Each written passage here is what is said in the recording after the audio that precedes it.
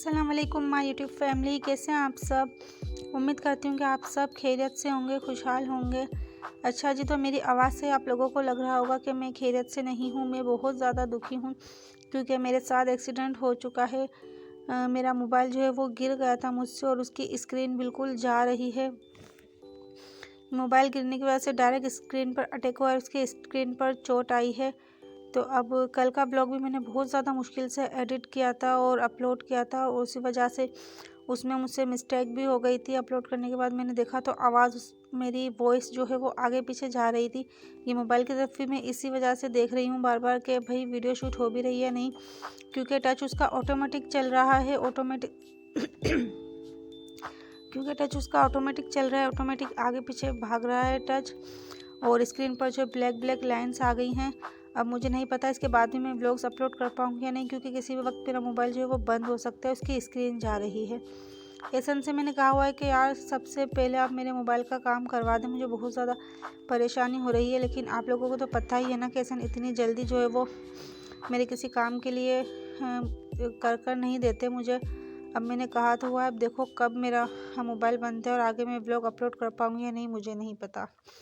हमारे इस मतलब लाल वाला आटा आया है, चक्की का आटा जो होता है, इसके पराठे मुझे अच्छे नहीं लगते बिल्कुल भी। लाल से बनते, रोटी भी बिल्कुल लाल बनती है। लेकिन अब ये आ गया तो अब यही खाना पड़ेगा। अच्छा जी, तो यहाँ पर मैं आलू गरम कर रही हूँ।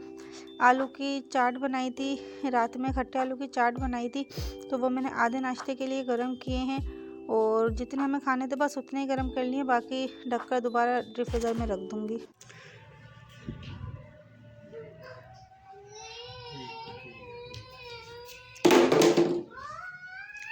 आ जाओ, चलो आ जाओ सब नाश्ते के लिए।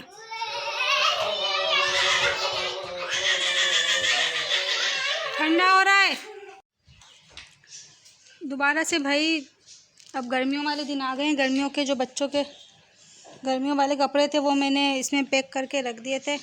अब ये वाले कबर्ड में सेट करेंगे और मोटे मोटे जो कपड़े हैं सर्दियों वाले वो वाले इसमें रख कर बाहर वाली कबर्ड में रख दूँगी मैं। विशाल मेरी हेल्प करवा रही है यहाँ पर। दिखाना विशाल, दादी के साथ चली जाओ ट्यूशन। दादी बोले मम्मा सफाई कर रही हैं, आप छोड़ के आओ। सही है।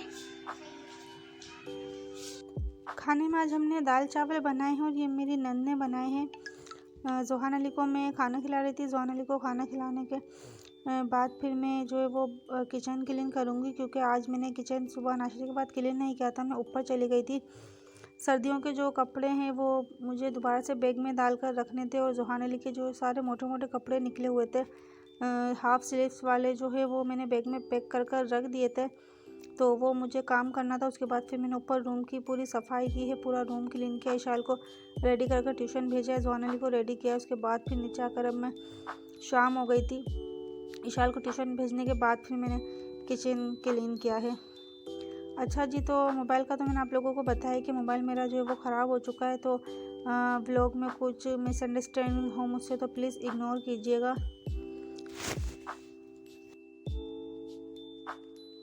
शाम में फिर हम लोग मेरी नंद के घर आ गए थे। वो कबाब बना रही थी, मम्मी भी उनके साथ हेल्प करवा रही थी। मेरी एक शादीशुदा नंद है जो हमारे घर के करीब ही रहती हैं, तो हम लोग उनके घर आए हुए थे और इशाल का ट्यूशन भी इनके घर के बिल्कुल सामने ही है।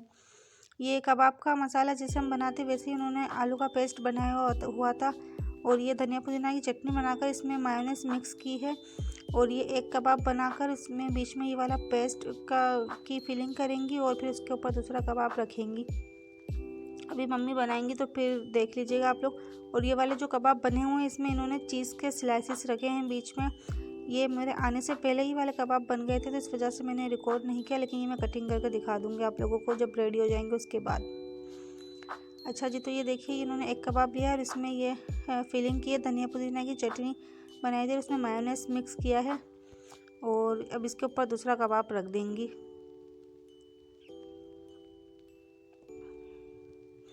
तो ये कुछ न्यू तरीके से कबाब आज ट्राई किए हैं, देखते हैं अब कैसे बनते हैं। अच्छा, तो ये मैंने खाया था, काफ़ी ज़्यादा मज़े का बना था, अच्छा लगा था मुझे। मैं भी इस तरीके से ट्राई करूँगी बनाकर। चीज़ के स्लाइसेस वाले ज़्यादा ठीक बने थे, लेकिन ये जो चटनी वाले बनाए थे ना ये थोड़े ज़्यादा नरम से हो रहे थे, तो इससे फ्राई करने में काफ़ी ज़्यादा परेशानी हो रही थी। उसी तरीके से फ्राई कर लिया था, अंडे में डिप कर फिर उसके ऊपर ब्रेड क्रम्स लगाकर दोनों कबाब को फ्राई कर लिया था। चीज़ के स्लाइसेस वाले अच्छे से फ्राई हो गए थे, लेकिन जो चटनी वाले थे ना वो काफ़ी नरम होने की वजह से थोड़ी परेशानी हो रही थी फ्राई करने में। ये देखें, जिसके बीच में चीज़ रखा था ना वो वाली मैंने आपको कटिंग करके दिखाई है। काफ़ी ज़्यादा टेस्टी और मज़े की बनी थी। मैं भी इस तरीके से ट्राई करूँगी।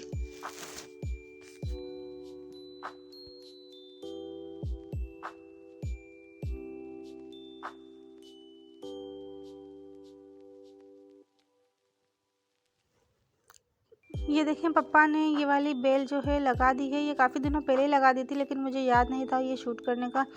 और ये मिरर पर पापा कलर कर रहे थे, ये भी लगा दिया है। वॉल पर लगने के बाद अच्छा लग रहा है और पता नहीं लग पा रहा कि घर का बचा हुआ जो पेंट था वो क्या है इस पर। और ये कैबिनेट की और जो सारा ग्रे और ब्लैक का सेटअप उसमें मैच भी हो गया है। बर्तन मैंने सारे क्लीन कर लिए हैं। रात के 8 बज रहे थे वहाँ से आने के बाद। बर्तन वॉश किए। अब ये सारे बर्तन मैं अपनी जगह पर लगा दूँगी।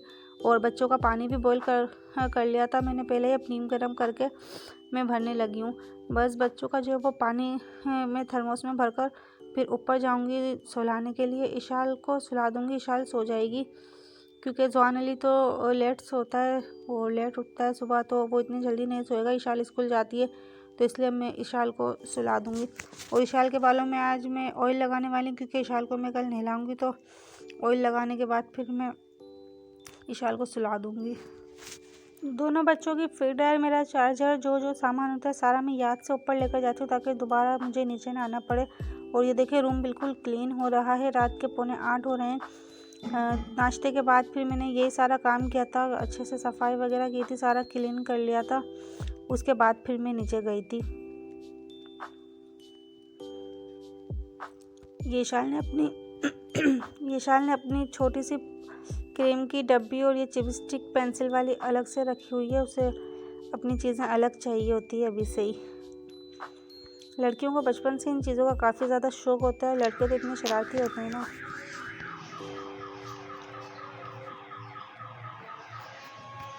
रात के 9:15 हो रहे हैं। बाहर पॉपकॉर्न वाले अंकल आए हुए हैं, इनकी आवाज़ आ रही है।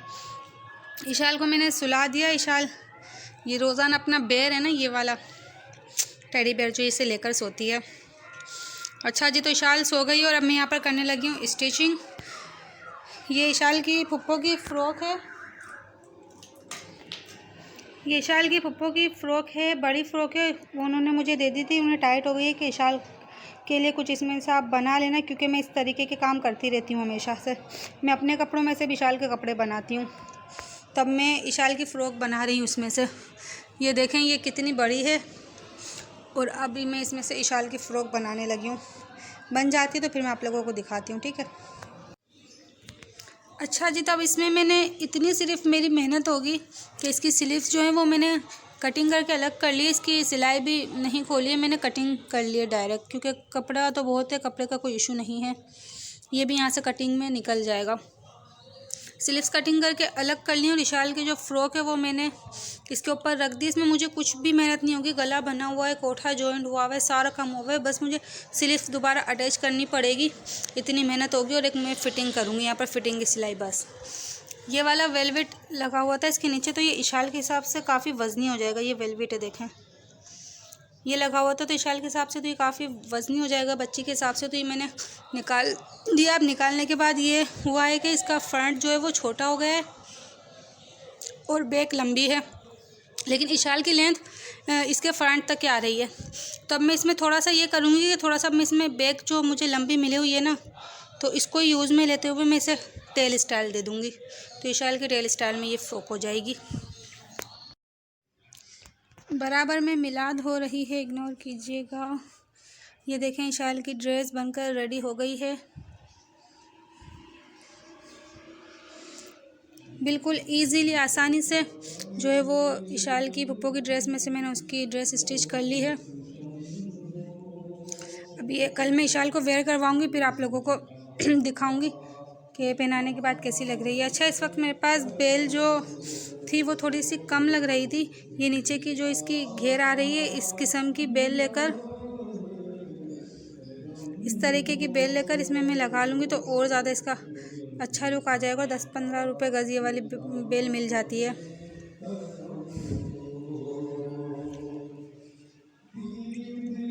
बड़ी ड्रेस में से कितनी आसानी से शाल की ड्रेस बन गई है, बिल्कुल फ्री में, और मुझे कोई इतनी ज़्यादा मेहनत नहीं लगी इसमें। सिर्फ मुझे ये इसकी स्लीव्स जो है ये कटिंग कर ये मैंने दोबारा से जॉइंट की है, हल्की सी बस फिटिंग की, एक सिलाई मारी है, बाकी गला वगैरह सारा काम हुआ हुआ था। और ये बस बटन स्टिच कर ली। ये भी मेरे पास रखे हुए थे, और ये भी मेरी एक ब्रेसलेट थी, ये देख सकते हैं आप लोग। अपनी मेरी ब्रेसलेट मेरी टूट गई थी तो वो मैंने रख दी थी कि कहीं ये काम आ जाएंगे, तो देखा ये यहाँ पर काम आ गए। इस तरीके से आप घर में जुगाड़ लगाकर अपने बच्चों के अच्छे अच्छे ड्रेस बना सकते हो। आपके अपने भी काफ़ी सारे ऐसे ड्रेसेस होते हैं जो आपको टाइट हो जाते हैं, कहीं से फट जाता है, कुछ मसला हो जाता है, तो आप घर में पहनाने के लिए बच्चों के लिए इस तरीके के अपने ड्रेस आप बना सकते हो। अगर कोई मुकम्मल वीडियो देखना चाहता है कम्प्लीटली कि किस तरीके से बड़ी शर्ट में से छोटी शर्ट कटिंग होकर बच्चे की स्टिच होगी, तो मुझे कमेंट करके बताइएगा, तो फिर मैं डिटेल में एक प्राइवेट वीडियो अलग से बनाकर अपने चैनल पर अपलोड कर दूँगी। तो आज का ब्लॉग बस यहीं तक था। अपनी ढेर सारी दुआओं में याद रखिएगा। अल्लाह हाफिज़।